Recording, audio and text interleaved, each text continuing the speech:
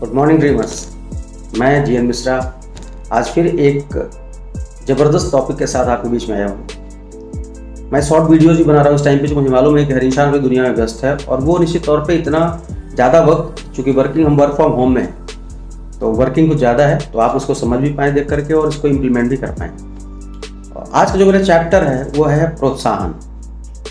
ये एक ऐसा वर्ड है, अगर इसको आप थोड़ा सा आत्मसात करिए, अपने अंदर विचार करिए इस वर्ड को, तो इस वर्ड में बहुत पावर है, बहुत पावर है। और प्रोत्साहन एक ऐसी चीज है, अगर आपने केमिस्ट्री पढ़ा होगा तो आपने उत्प्रेरक का बड़ा अच्छा रोल पढ़ा होगा। जो उत्प्रेरक होता है वो इनहेंसर का काम करता है, उस अभिक्रिया को इनहेंस कर देता है। हमारे जीवन में भी जो प्रोत्साहन वर्ड है, ये हर उस अभिक्रिया के कार्य को या वर्क को या हमारी ड्यूटीज को ये इनहेंस करता है, करने के लिए विल पावर देता है, विल पावर प्रोवाइड करता है।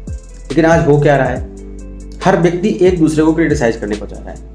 मैं कल की घटना देखा, मेरे जस्ट बगल में था, मैं किसी का ये नहीं कहता कि वो सही है गलत कर रहे थे, पर मुझे लगा कि थोड़ा सा एक बच्चे को ऐसा बोला जा रहा था, थोड़ा सा अगर वो इनहेंस किया जाए तो अनडाउटली वो बहुत कुछ कर सकता है, बहुत कुछ कर सकता है। उसको उसकी कमियां गिनाने के बजाय अगर हम उसकी खूबियां बताएं, उसकी क्षमताओं को बताएं और हम उसमें उसको प्रोत्साहन प्रोवाइड करें, हम उसको थोड़ा सा पुशअप करें, yes you can, yes we can, तो 100% बहुत बेहतर हो सकता है। मुझे कहानी याद आ रही है, मुझे उस कहानी के माध्यम से आप क्लियर करूंगा। निश्चित तौर पे आप समझ पाएंगे कि कैसे एक पिता ने अपने पुत्र की एक ऐसी क्वालिटी को प्रोत्साहित करके ऐसी जगह पे ला दिया जहां पॉसिबल नहीं था, जहां जाना उसको पॉसिबल नहीं था। ये तो एक पिता पुत्र की कहानी है जो मुझे बहुत इंस्पायर करती है, मैं आज आपसे शेयर करता हूँ। एक्चुअली जब वो नवदंपति थे तो उनको एक पुत्र की प्राप्ति हुई, और जो पुत्र था वो बचपन से ही ऐसा हुआ कि ना सुन सकता था, उसको सुनाई नहीं पड़ता था कोई चीज़, और बात जब सुनाई नहीं पड़ेगा तो कैसे काम चलेगा। डॉक्टर्स को दिखाया गया, डॉक्टर ने बोला ये नहीं, बिल्कुल बोल नहीं पाएगा और ये इसका जीवन जो है वो निश्चित तौर पे ये डिस्टर्ब रहेगा। लेकिन पिता ने इस बात को, उसका दिल दिमाग एक्सेप्ट नहीं कर रहा था, जबकि ये पता था कि समय गुजर रहा है, वो सुन नहीं पा रहा है, वो समझ नहीं पा रहा है, वो चीज़ों को ऑब्जर्व तो करता है पर उसको किस तरीके से एक्सप्लेन करना समझ नहीं पा रहा था। उस पिता ने अपने पुत्र के लिए इतने सारे प्रोत्साहित करने वाले चीज़ों का इस्तेमाल किया। मैं उस कहानी को पढ़ रहा था, जो उसका देख रहा था, हर चीज़ को यूटिलाइज करना, मतलब वो चीज़ें पढ़ के मुझे बहुत अंदर से, मतलब क्या बोलूँ, बड़ी एनर्जी आई और मुझे बहुत लर्निंग्स मिली। आज मैं वही आपके साथ शेयर कर रहा हूँ। पिता अक्सर जाके इस साइड, जो सर के पीछे वाले हिस्से में होता है, उधर जाके कुछ बोला करता था। जब वो कुछ बोले तो उनको थोड़ा बहुत, जो बेटा था उसको सुनाई पड़ता था, तो खुशी मिलती थी। हालांकि कॉर्पोरेट प्रिंसिपल, इसमें आगे चल के बात करूंगा मैं, राइट, कैसे ये होता है। लेकिन प्रोत्साहन देता रहा। टीचर्स ने बोला, जब वो स्कूल में नाम लिखवाने को गए तो टीचर्स ने बोला, जब आपका बच्चा सुन नहीं सकता तो हम क्या पढ़ाएंगे, इसको आप कहीं और डालिए, मुख्य विद्यालय में डालिए। वो एग्री नहीं हुआ, बोला नहीं, मेरा बच्चा तो यहीं पढ़ेगा। माँ और निराश हो चुकी थी। अब जरा सोचिए, ऐसे बच्चे को एक ऐसी जगह स्कूल में डाल देना जहां वो समझ, कितना लोग क्रिटिसाइज करते होंगे उसको, लेकिन एक इंसान उसको प्रोत्साहित करे, उसका फादर, पिता। धीरे धीरे जिंदगी बढ़ती रही और पिता ने उसको और प्रोत्साहित करने के लिए एक टेप रिकॉर्डर ला कर रख दिया, और जब वो लेटता था तो उसके पीछे साइड लगा कर रख दिया करते थे, प्रोत्साहित करने के लिए। कुछ म्यूजिक लगा, कुछ कहानियां लगा के, कुछ प्रेरक कहानियां लगा के। वो सिर्फ पिता के जुबान को देखता था कि कुछ चल रही है, उससे कुछ वो आइडिया लगाने की कोशिश करता था।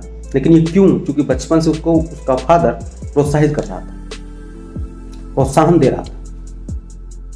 आप सोचिए, ये बहुत मैजिकल घटना उसके साथ हुई। वो बच्चा अपने फादर के प्रोत्साहन के दम पे, बस यस यू कैन एक वर्ड है जिसके दम पे उसने आगे चल के उसी विद्यालय से अपनी पूरी स्कूलिंग कंप्लीट करी। मतलब वो मूक बधिर बनने नहीं गया, उसने उसी विद्यालय से अपनी स्कूलिंग कंप्लीट करी। और एक दिन बड़ी आश्चर्य करने वाली घटना मिली उसकी मदर को। उस बच्चे के अंदर यही भावना आ गई कि मैं कुछ कर सकता हूँ। ऐसा बच्चे को पूरे समाज ने क्रिटिसाइज कर दिया था, लेकिन एक इंसान, उसका फादर, उसके साथ खड़ा था। और वो एक दिन ऐसी घटना हुई कि ये हस्बैंड वाइफ बाहर गए थे और उसका बेटा घर में था, और वो बच्चा, उसको मन में मुझे कुछ पैसे कमाने चाहिए, और वो पैसे कमाने के लिए गया।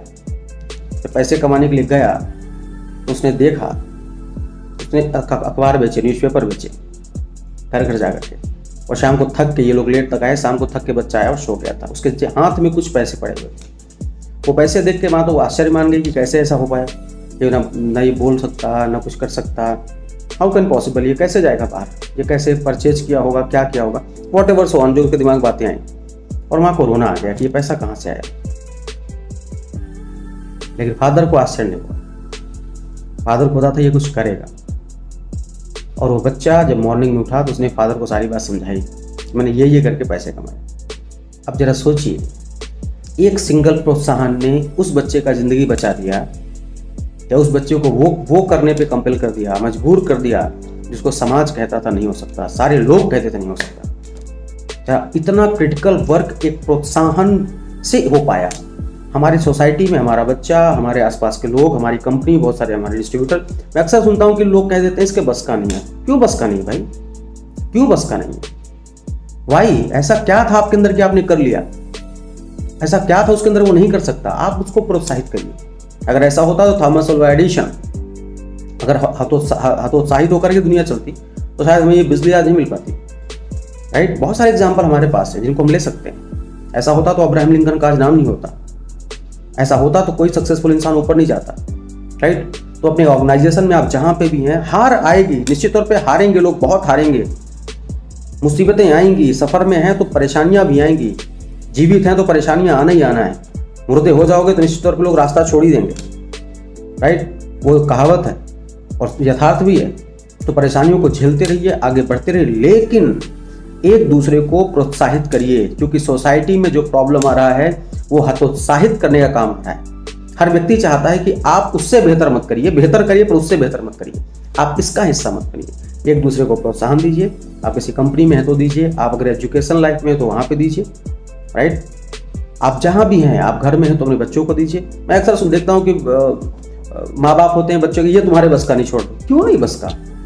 आप करने तो दो, आज का जनरेशन बहुत आगे है, आप करने तो दो उनको, बहुत शानदार करेंगे वो लोग, बस उनको आपको प्रोत्साहन देना है।